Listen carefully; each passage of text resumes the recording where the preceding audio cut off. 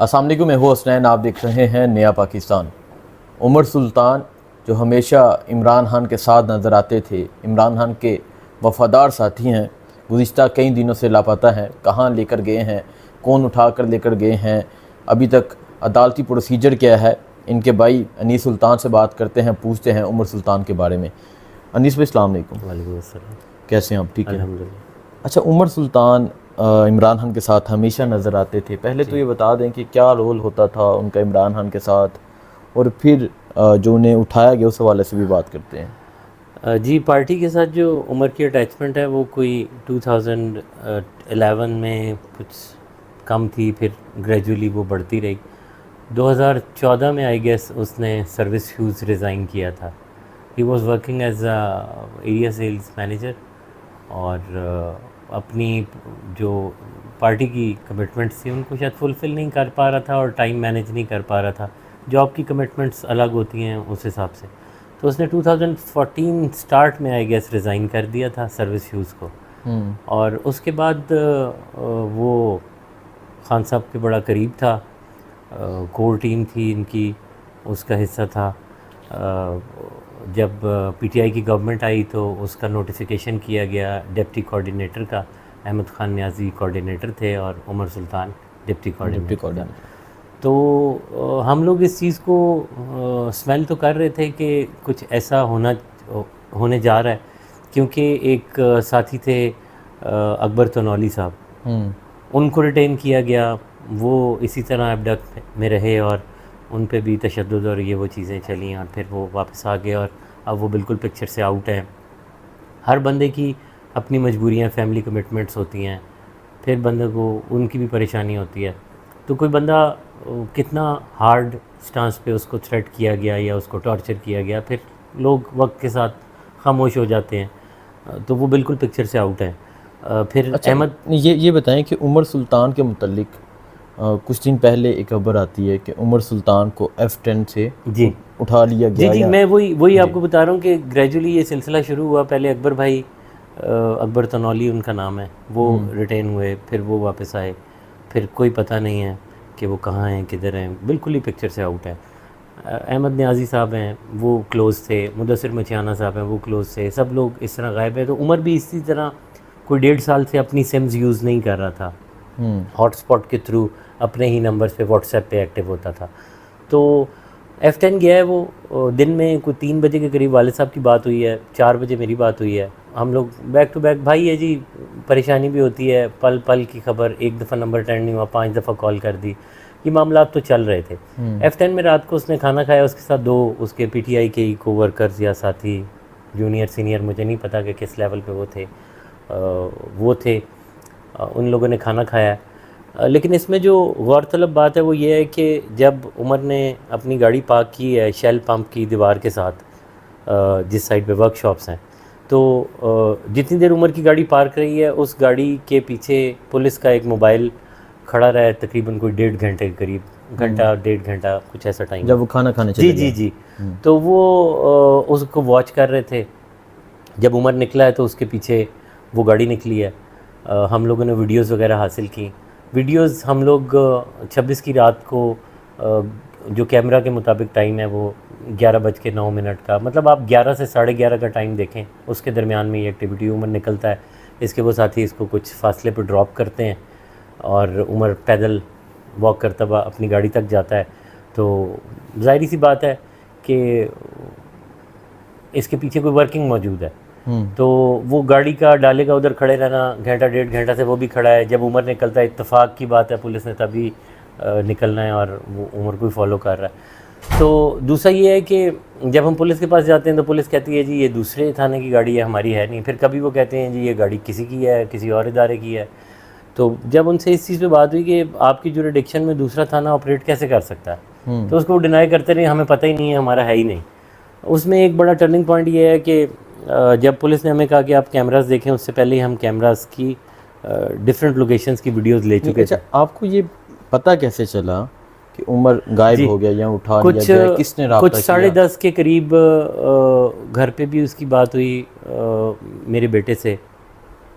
अब जैसे एक चाचा के साथ रिलेशन होता है, तो मेरा बेटा 7 साल का है, उससे बात हुई तो उसको बताया उसने कि मैं ये खा रहा हूँ आपके लिए लेके। हम लोग इसी मामले की वजह से स्कैटर्ड रह रहे थे, एक जगह पे नहीं रह रहे थे। उमर और वालिद साहब ऑफ एंड ऑन G10 में होते थे, यहाँ पे ये भी घर है हमारा, कभी इधर होते थे, मैं DHA में रहता हूँ, कभी उधर होते थे। तो मतलब हम एक बड़ी अजीब सी लाइफ पिछले 1-1.5 साल से गुजार रहे हैं। तो मामलात मतलब एहतियात आप यही कह लें, क्योंकि ये बाय चॉइस हुआ है जो भी हुआ है।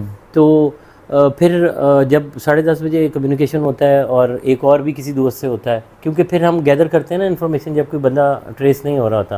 तो एक दोस्त ने बताया कि मेरे से भी 10:30 बात हुई है, तो मुझे कह रहा था कि फादर घर पे अकेले हैं तो मैं जाना चाहता हूँ, तो घर जाऊँगा, अभी मैं खाना खा रहा हूँ। तो मेरे बेटे को भी उसने बताया कि मैं इधर शनवारी आई गेस नाम है उस होटल का, कोई खैबर शनवारी या इस तरह कुछ, तो वहाँ पे खाना खा रहा हूँ।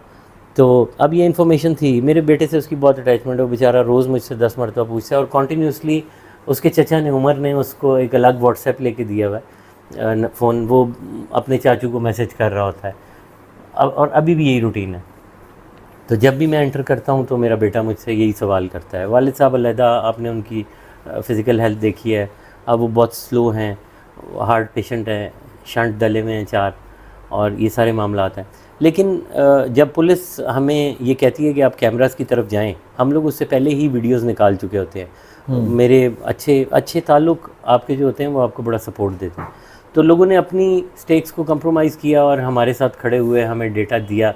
लेकिन जब पुलिस हमें फॉरवर्ड करती है उन कैमरास की तरफ, तो on other hand police market committee को सांप भी सूंघा देती है। तो वो फिर वीडियो नहीं देनी। वो आप समझते हैं कि जो पुलिस का, पाकिस्तानी पुलिस का जो रोल है वो बड़ा ही अजीब व गरीब किस्म का है। यही CCTVs कैमरा, अभी सुनने में आया था लाहौर में एक इंसिडेंट हुआ तो CCTVs काम नहीं करते, फिर कोई किसी ने अप्रोच कहीं किया होगा तो फिर CCTVs भी निकल आई। अभी ये भी सुनने में आ रहा है कि वो निकल आई। खैर, अपने पॉइंट की तरफ आते हैं। तो 11 बजे के करीब जब उमर ने एक टाइम दिया हुआ था कि मैं घर जा रहा हूँ, वहाँ से हमारा जो G10 का घर है वो कोई एक किलोमीटर या 1.5 किलोमीटर के फासले पे होगा। तो वालिद साहब में बुज़ुर्ग हैं, आँख लग गई होगी कहीं, तो इनका कहीं 10:30-11 पे जो रब्ता हुआ है, उसके बाद इनकी आँख खुली है तो इन्होंने देखा कि उमर नहीं आया। इन्होंने मुझे उसको फ़ोन किया, उसका नंबर भी नहीं रिस्पॉन्ड कर रहा, व्हाट्सएप नंबर। फिर इन्होंने मुझे कॉल किया, मैं अब DHA में था, तो मैंने अप्रोच किया, इनके पास पहुंचा। हॉस्पिटल्स, जो क्लोज़ फ्रेंड्स थे जिन्होंने रिस्पॉन्ड कर दिया या जिनको मैंने अप्रोच कर लिया, वो लोग आ गए। हॉस्पिटल्स, थाने वाने, रोड साइड्स, कि कहीं कोई एक्सीडेंट हुआ हो, कहीं पे कोई हॉस्पिटल से एक्सीडेंट की न्यूज़, कोई थाने से कोई न्यूज़, और सब कुछ मुश्किल वक्त है कि बहुत ही मुश्किल होती है आपको जिस टाइम आपका कोई ब्लड रिलेशन, आपका कोई प्यारा आपको ना मिल रहा हो और आप ढूंढ रहे हो। और उसके बाद जो हमारे साथ सिलसिला शुरू हो जाता है, क्योंकि वो रात तो भागम भाग में गुजर गई। 15 पे रब्ता किया, उन्होंने कपड़ों का कलर पूछा। मैंने उनको कहा जी कि मैं अलहदा रह रहा हूँ, वो इधर रह रहा है, तो मुझे नहीं पता कि वो ट्राउज़र में था या उसमें था, और वालिद साहब भी एक पैनिक में हैं और मुझे नहीं पता। तो खैर उनको एक कंप्लेन, सॉफ्ट कंप्लेन की, फिर थाने गए। जब थाने गए तो वहाँ पे हमारे साथ कोई मामला ही डिफरेंट हो गया। एप्लीकेशन एक दी गई, 3-3.5 घंटे उन्होंने हमें बिठाई रखा, करते हैं, देते हैं, कर रहे हैं, हो रहा है। हालांकि एक सिंपल एप्लीकेशन है जो वालिद साहब ने लिखी, उसको मुंशी ने उस पर डायरी नंबर देना है, उसमें कोई रॉकेट साइंस नहीं होती। तो 3-3.5 घंटे उस दिन बैठे रहे, तंग आके हम लोग उठे और घर की तरफ चले गए। वालिद साहब को मैंने, मतलब जैसे आप करते हैं, थोड़ा सा कन्विंस करते हैं कि आ जाएगा, अल्लाह से दुआ हिम्मत, करो, हौसला, हाँ जी, वो चीज़ें चलती नहीं। 27 को अगेन सुबह हमने यही एक्सरसाइज शुरू की। पुलिस का रोल इसमें बहुत ही मेरे पास अल्फाज भी नहीं है, मैं एक तकलीफ़ में भी हूँ, और पता नहीं इसका क्या अप्रोप्रिएट वर्ड होगा, कि बड़ा ही अजीब रोल है ना। मैं उनको बुरे तरीके से हिट करना चाहता हूँ, अपनी जगह पे मुझे अपनी एक तकलीफ़ है कि मेरा भाई मिसिंग है। आज 16-17 दिन हो गए हैं, मतलब किसी का कोई बंदा मिसिंग हो और 16-17 दिन से आपको पता ही ना हो कि वो कहाँ पे है, तो बड़ी अजीब सी पोजीशन होती है। 17 का दिन भी दोपहर तक इसी तरह गुजर गया, टाल मटोल, ये वो फलाना, ये हो गया, वो हो गया, करते हैं, लाते हैं, देते हैं, इन्होंने कोई काम नहीं किया। तो इन्होंने 28 तारीख को अचानक डायरी नंबर भी लगा दिया उसे, एप्लीकेशन को, वो इन्होंने तब लगाया जब हमने हाई कोर्ट में अप्रोच करके इसे बहुत क्लियरली समझे कि अप्रोच करके अपने उसको केस को फाइल करवाया, अपनी रिट को। इनको जब नोटिसेस आए तो फ़ौरन ही ओवरनाइट, बल्कि मुझे ये याद है कि जिस टाइम हम हाई कोर्ट में फ़र्स्ट टाइम अपीयर हुए, पुलिस को भी नोटिस हुआ था, तो SHO साहब ने SP साहब को, खान ज़ेब साहब उनका नाम है, SHO साहब का नाम मुझे याद नहीं है, शफ़क़त या शौकत नाम है, ठीक है, हाँ जी, शालीमार थाना F10। तो वो FIR भी SP साहब ने मेरी आंखों के सामने पड़ी है और SHO साहब ने उनको पेश की है। तो ये सारा काम तभी हुआ जब पीछे नोटिस डेवलप हो गया। फिर जो लोग हमें लिफ्ट नहीं करा रहे थे, जब ये हाई कोर्ट का नोटिस हुआ और ऑनरेबल कोर्ट ने इनको नोटिस किया कि आप आ जाएं इस डेट पे, इस टाइम पे, तो इनको सब चीज़ें इन्होंने लाइन अप करना शुरू कर दी और 30th को आई गेस हमारी फ़र्स्ट हेयरिंग हुई थी। अभी आप मुझसे पूछे ना आज क्या देना है, तो मैं सोच में पड़ जाऊंगा कि क्या देना है, क्योंकि एक ऐसी एक्सरसाइज में पड़े हुए हैं कि कोई समझ नहीं आ रही, तो इसलिए कोई डेट और टाइम की गलती हो सकती है। तो गालबन 30 तारीख थी, तो पिछली शाम इन्होंने बुलाया और बड़े टेक्निकल तरीके से इन्होंने अपना पूरा कमरा सजाया, अपने ऑफिसर्स बिठाए, और मैं तो इसे प्रेशर बिल्डिंग कहूँगा, क्लियर वर्ड्स में इन्होंने प्रेशर बिल्ड किया जा रहा था जी। तो बिठाया और कहा जी SHO साहब ने ये आपने, इनको तो तशवीश ये थी कि आपने पुलिस को पार्टी क्यों बनाया। तो भाई जब कोई बंदा मिसिंग होता है तो आप पुलिस को ही अप्रोच करते हैं ना, आपकी गाड़ी गुम हुई है, आपकी बाइक गुम हुई है, आपकी कोई चीज़, कोई रॉबरी हो गई है, तो आप पुलिस को इन्वॉल्व करते हैं कि आप आएँ।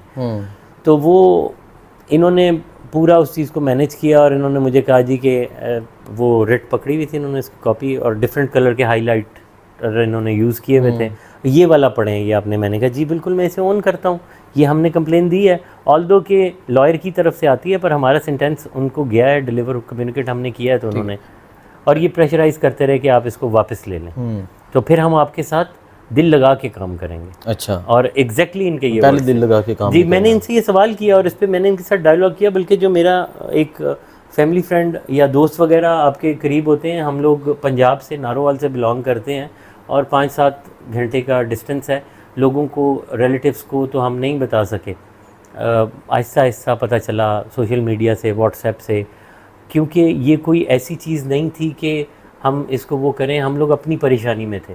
तो यहाँ पे पुलिस का बड़ा एक अजीब सा रोल है, और वो बस यही कहते रहे कि आपने हमें क्यों पार्टी बनाया। तो भाई किसको बनाएं, आप रिस्पॉन्सिबल हैं, उस जुरिडिक्शन में ये एक्टिविटी हुई है, आप तो इसी चीज़ को ओन नहीं कर रहे कि गाड़ी हमारी है।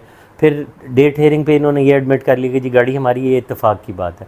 वो गाड़ी उमर निकालता है, उसके पीछे जिस स्पीड में वो गाड़ी, मतलब नॉर्मल स्पीड नहीं थी वो गाड़ी, बाकायदा भागी है उसके पीछे, मतलब लाइक एक जल्दी से उसने उसको एक्सेलरेट किया और फिर उसको ज्वाइन करती हैं 2 करोड़। मुझे ये बताएं, हाँ ये चीज़ जी, कि क्योंकि पुलिस अगर गई है उनके पीछे, तो पुलिस की कस्टडी में होनी चाहिए। देखें जी, मैं आपको एक बात बताता हूँ, SP साहब बार बार इस चीज़ को कह रहे हैं, कभी वो कहते हैं कि मैं हल्फन कहता हूँ, कभी वो कहते हैं मैं आपको गारंटी देता हूँ कि हमारे पास नहीं है। तो let's come to the point, ये बताएं कि किसके पास है, कहाँ पे है वो? इन्होंने किसी को तो फैसिलिटेट किया ना, ऐसे तो नहीं होता। जो आई विटनेस हैं, जो लोग बेचारे रेडी लगाते हैं, जो किसी स्टोर पे गार्ड हैं, उन बेचारों की क्या कैपेसिटी है कि वो रिटेन हो जाएं, और जिस तरह से पुलिस जलील करती है, जिस तरह से मैं जलील हुआ हूँ, मुझे पता है, ठीक है सर। अच्छा, उसके बाद मुझे बता दें, कोई मैसेज आपको आया हो किसी किस्म उम्र का के हवाले से? किसी किस्म का कोई मैसेज, कोई कम्युनिकेशन कहीं से नहीं हुआ, और हमें बिल्कुल कुछ उसके वेयर अबाउट्स पता नहीं। अगर कुछ जो लेके चाहते क्या है उमर से, क्या इमरान खान के मुतालिक कुछ जी, पूछना चाहते हैं? मैं क्या आपको, बात है? आप प्रीवियस सारा आप बैकग्राउंड देखें तो आपको यही नज़र आता है कि अचानक एक बंदा गायब होता है और अचानक वो एक प्रेस कॉन्फ्रेंस कर देता है। आई गेस 26 अक्टूबर 2023 की उमर ने ट्विटर पे, आई गेस ट्विटर पे या फेसबुक पे एक पोस्ट शेयर की हुई है कि मैं, मतलब एक ओथ दिया हुआ है, उसमें एक वर्डिंग एग्जैक्ट मुझे अभी याद नहीं है, लोग देख सकते हैं उसे, 26 अक्टूबर है आई गेस। तो उसमें कुछ इस तरह की चीज़ कही भी है कि खान साहब ने ऐसी किसी चीज़ के लिए ना हमें उकसाया, ना हमारे सामने किसी बेज़ाब्तगी को प्रमोट किया, ना मैं इसका विटनेस हूँ, और अगर आज की डेट के बाद अगर ऐसी कोई एक्टिविटी होती है तो वो बयान मुझसे प्रेशर में दिलवाया गया होगा। शेख रशीद साहब एक फेमस आदमी है, उनके साथ देख लें क्या हुआ है। I8 की एरिए से हम लोग I8 में रहते थे। Umar he was working as a general counsellor as well. वो I8 जब ये लोकल बॉडीज़ के इलेक्शन हुए थे। मुझे ये बता दें कि अभी उमर का कोई पता नहीं, कोई राब्ता जी नहीं है, किसी आपको कोई मैसेज नहीं है कि किसी उमर कहाँ किस्म पर का है, कोई राब्ता नहीं। या उमर को ये कहा जाए कि ये बोल दे, या ऐसे? नहीं, कुछ भी नहीं है। बस जब मुझे खान ज़ेब साहब ने जब ये कहा कि आप ये एप्लीकेशन वापस ले लें, आप ये रिट में ना जाएं, अब आप ये रिट वापस ले लें, तो मुझे वो कहते रहे कि 2 दिन 3 दिन। जब उन्होंने टाइम दिया 2 दिन का, तो वो मुझे 6-7 दिन के बाद मिले, और उस मिलने के पीछे मकसद ये था कि आज कोर्ट हियरिंग थी और कल उनको मेरी याद आ गई। ठीक है। इसमें एक दफ़ा ऐसे हुआ कि फ़र्स्ट जो मीटिंग उनके ऑफिस में हुई, जब और वो आपको कहते रहे कि आप जो एप्लीकेशन दी है वापस ले लें, वो वापस ले लें। दो दिन दो बाद दिन या में 3 दिन बाद उमर वापस आ आज तो उस पहली बात को भी देखें जी, 17 दिन गुजर गए। देखें जी, ये बात कही गई कि आप एप्लीकेशन वापस ले लें, 2 दिन बाद उमर वापस आ जाएगा। जी, ये किरदार है। एक बंदा लापता है, एक बंदे को उठा लिया गया, अगर इनको पता है आप रिकवर करें, और ये कह रहे हैं कि एप्लीकेशन वापस ले ली जाए। जी। सो अभी केस की क्या प्रोसीडिंग है? केस की प्रोसीडिंग ये है कि जी मैं आपको थोड़ी सी एक और चीज़ बताना चाहूँगा। जिस रोज़ पहली मुलाकात एसपी साहब के ऑफिस में मेरी हुई, जब ऑनरेबल जज ने हाई कोर्ट के जो हैं उन्होंने एड्रेस किया इस चीज़ को फर्स्ट हियरिंग पे, तो उन्होंने ये कहा कि SHO ने अभी तक क्या किया। SHO का इस सारी की सारी कोर्ट में अपीयर होने से पहले भी मुझसे कोई राब्ता नहीं है, बल्कि उनका एक बड़ा अजीब सा रोल है। हुआ ये कि मैं एसपी साहब के ऑफिस में बैठा था, एसपी साहब ने ताकीद की कि मुझे व्हाट्सएप नंबर मेरा सेव कर लें, और जिस तरह की सिचुएशन में था, बैक टू बैक कॉल्स आ रही होती हैं। अभी भी आपके साथ बात कर रहा हूँ तो मेरे फ़ोन पे 3-4 मरतबा मैंने फ़ील किया कि वाइब्रेशन हुई है। तो मुझे एसपी साहब ने नंबर दिया, जिसको मैं समझता हूँ कि जो मुझसे गलती हुई। मैंने नंबर वो मैं सेव करने जा रहा था, तो मुझे कॉल आ गई। अब फ़ोन मेरे हाथ में था, तो मैंने उस कॉल को उठाना प्रायोरिटी दी, और मैं उस टाइम पे सेव नहीं कर सका। नेक्स्ट डे मैंने SHO साहब को कॉल की। SHO साहब की बड़ा ही एक रूड बिहेवियर था, मतलब वो ही वाज लाइक शाउटिंग, और मुझे कहते हैं कि आप जब मुझे फ़ोन करते हैं आप मुझे पढ़ जाते हैं। मतलब ये पढ़ जाने का वर्ड बड़ा अजीब सा है, मतलब एक अप्रोप्रिएट वर्ड नहीं है। मैं उनको रिक्वेस्ट कर रहा हूँ कि मैं आपसे SHO का साहब का नंबर मांग रहा हूँ, और जी उस दिन मेरे सामने उन्होंने आपको दिया है। मैंने कहा सर मेरे से नंबर सेव नहीं हो सका है, कोई कॉल आ गई है, मैंने सेव की ऑप्शन को पुश नहीं किया, कुछ हो गया। तो ऑल ऑफ सडन उस दिन जब फर्स्ट हियरिंग हुई तो जज साहब ने नाराज़गी का इजहार किया, और SP साहब को ख़ुद इसको देखने के लिए कहा। इससे पहले SP साहब के साथ मैं जब ये कुछ टाइम दिया गया 10 तारीख का, गालिबन फिर जज साहब अवेलेबल नहीं थे, तो SP साहब से मेरा व्हाट्सएप मेरे पास है, कॉरेस्पॉन्डेंस होती रही, व्हाट्सएप मैसेजेस करता रहा। लेकिन अचानक उसके बीच में SP साहब ने रिप्लाई करना छोड़ दिया, और मैंने उनके ऑफिस जाके उनके रीडर को रिक्वेस्ट की कि ऐसे SP साहब तो रिप्लाई भी नहीं कर रहे। तो फिर उस बेचारे ने फ़ोन पे भी मुझे सफाई पेश की अपने सीनियर की, और फिर जो सीनियर साहब है उन्होंने इंगेज किया, उन्होंने बुलाया, और रस्मी सी बातें करके 2-3 दिन का कह के और यकीन दिला के कि हमारे पास नहीं है, भेज दिया। उसके बाद मैंने 3 दिन अटैम्प्ट किए, ये लास्ट मुलाकात से पहले, वो मुझे नहीं मिलते रहे। एक दिन में मैंने 3 अटैम्प्ट किए, वो मुझे नहीं मिलते रहे। ठीक है, अदलिया क्या कहती है, अदालत क्या कहती है? अदालत का रोल अपरेंटली तो मुझे बहुत पॉजिटिव नज़र आ रहा है। देखें, एक फैमिली अपने प्यारे को ढूंढ रही है, और 17 दिन गुजर चुके हैं, और अभी तक उनकी वर्किंग ये है कि यहाँ पे मैं SP साहब और IO साहब की जो बातें मेरे साथ हुई, उसमें वो एक स्टांस पे हैं ही नहीं। मैं कल गया, जैसे कि उन्होंने अपनी चॉइस पे मुझे बुलाया, क्योंकि आज उन्होंने कोर्ट में पेश होना था, तो जज साहब के कहने के लिए, बताने के लिए एक उनके पास सेंटेंस होना चाहिए था कि जी मैं कल भी फैमिली से मिला हूँ, तो उन्होंने मुझे बुला लिया। अब जब उसमें मैं तो ये चाहता था कि मैं उनसे बात करूँ, मैंने उनसे बात की, मैंने उनसे पूछा। जिन लोगों ने ड्रॉप किया था, मैं इसे बदकिस्मती समझूंगा, उसका मुझे फ़ोन भी आया, उस लड़के का, उसका नाम ज़िया है, तो उसका मुझे फ़ोन आया, लेकिन वो 27 की सुबह थी, और मैं इधर जाओ उधर जाओ, उसका नंबर सेव नहीं कर सका। आई डोंट नो उसने मेरा नंबर कहाँ से लिया। तो इन्होंने मुझसे नंबर मांगा IO साहब ने कि जी आपके पास कोई नंबर वंबर। मैंने कहा जी मेरे पास नहीं है, वो सेव था, मैं आपके पास आ जाता हूँ। 27 की सुबह के फ़ोन निकाल लेते हैं, उनको अब चेक कर लेते हैं, तो ये बात ख़त्म हो गई। कल मुझे SP साहब ने बड़े ही वसूख से एक तो पहले ये बताऊंगा कि मैंने एसपी साहब का तकरीबन कोई 45 से 50 मिनट वेट किया। फिर जो वो सरकारी वकीलों की टीम होती है उनमें से एक बंदा आया, एसपी साहब ने कोई 10-15 मिनट उसके साथ गपशप की। उसके बाद इन्होंने मुझे बुलाया, उसकी मौजूदगी में मुझे मिले, और उनकी कोई टेक्निकल रीज़न होगी इसमें मुझे नहीं पता, लेकिन उन्होंने एसपी साहब ने, आप मेरा फ़ोन देख सकते हैं, कोई भी एक आउटगोइंग एसपी साहब की मेरे तक नहीं होगी। ठीक है, ठीक है।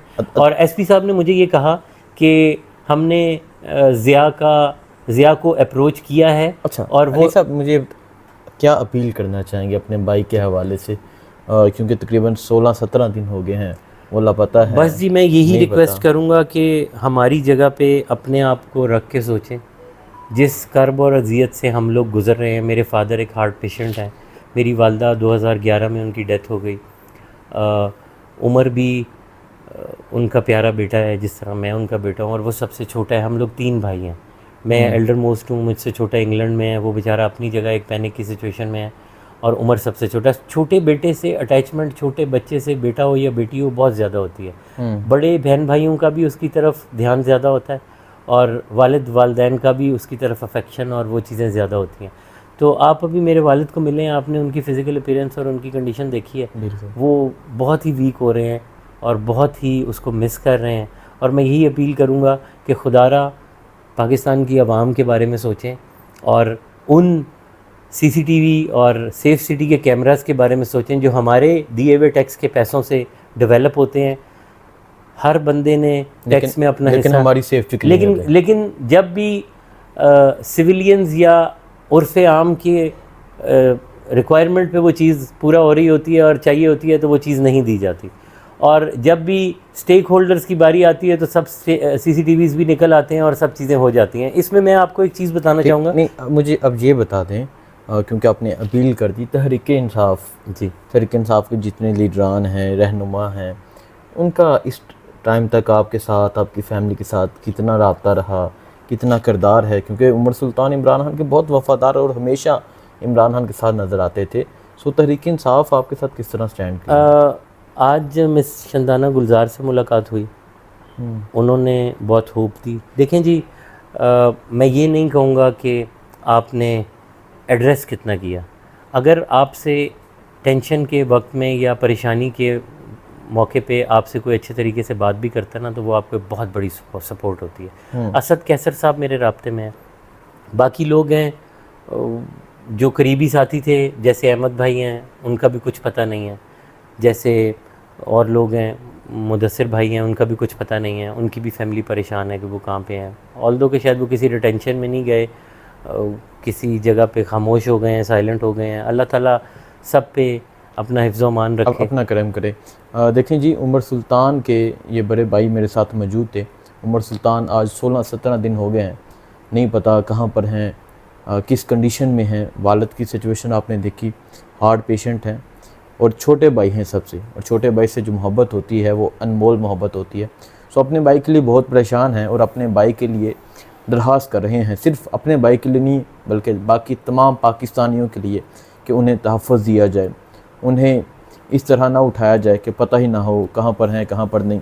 और एक चीज़ बहुत परेशान कुन है जो उन्होंने बताया कि जब उमर का पता नहीं चला तो इन्होंने हॉस्पिटल्स विज़िट किए, पुलिस स्टेशन में जाते थे कि मेरा भाई कहाँ पर है, कहीं एक्सीडेंट ना हो गया हो। सो अपील है कि इनकी आवाज़ सुनी जाए और इनकी आवाज़ तमाम लोगों तक पहुँचाई जाए। मुझे दीजिए इजाज़त, अल्लाह हाफ़िज़।